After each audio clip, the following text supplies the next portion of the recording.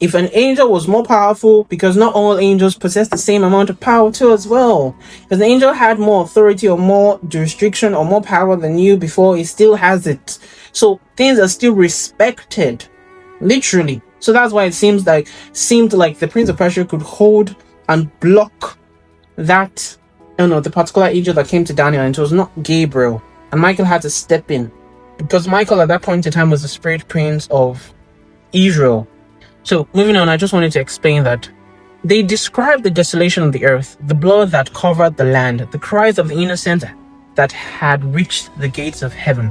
They describe the Nephilim, the abominations born from the unions between the watchers and human women, beings who had turned the earth into a realm of death and terror. And they asked for permission to act. The answer came swiftly. The Nephilim would be destroyed, every one of them would perish.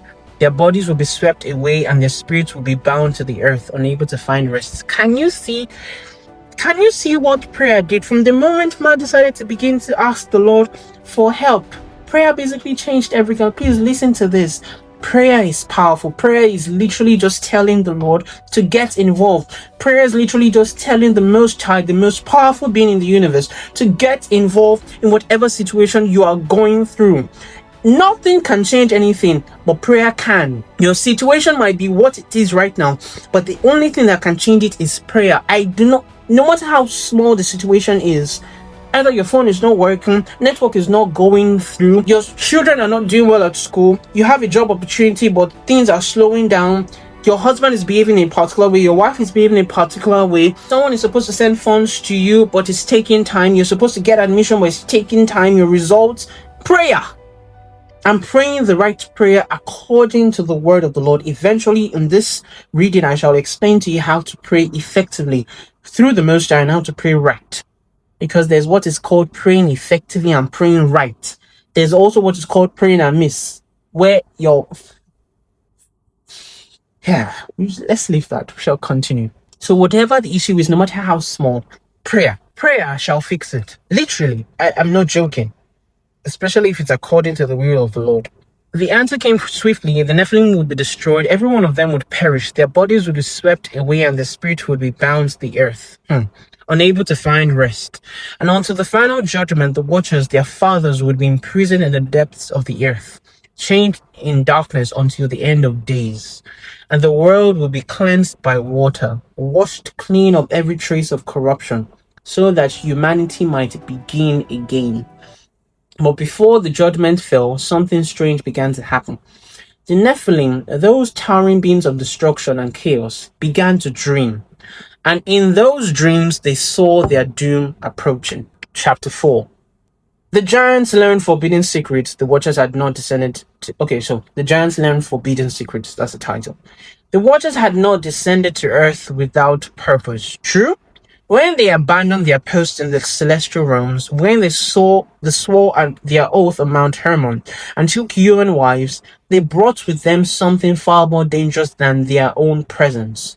They brought knowledge that had been sealed in heaven since the foundation of the world, secrets that were never meant to pass into mortal hands, mysteries of creation, of power, of the hidden works of the cosmos that God himself had kept veiled from humanity.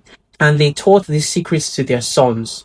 The book of Giants tells us that each of the chief watchers specialize in different forms of forbidden knowledge. Now, before we go further, Father wants me to explain something about knowledge to you. I was speaking to a friend yesterday, or I think on Sunday, and we had this conversation because Father, was speaking through me to him. And Father explained that you must understand that every form of sorcery, every form of magic, every form of astrology, of spiritual anything, came from heaven first. Came from heaven first. Every form of knowledge came from heaven first. The only difference and what corrupted it and what has made it now a problem is the source and the timing. So listen to this. Father said that knowledge in itself is not a problem. Knowledge in itself is not bad. What makes it become corrupted or evil is the source of which that knowledge is gotten from and the timing of which that knowledge is revealed to the person. There are some people that actually believe that the knowledge of the tree of good and evil is actually a bad tree, but no, it is not. Because the Lord placed two trees there, the tree of life and that tree. But the issue now was what made that tree a snare was the fact that the source of who gave them that knowledge was not the Most High, it was the serpent. And the timing, the man was not supposed to possess that knowledge yet. So it did not mean that the Lord would not eventually ask them to eat it. Eventually, the Lord would have still given them the permission and the ability to partake of it, but the timing was not yet right. Man was not supposed to partake of that knowledge yet.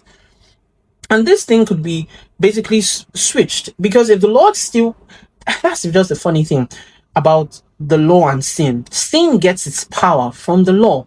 Immediately a law is placed, sin gets its power. That's when you want something. Because if the Lord basically had said, do not touch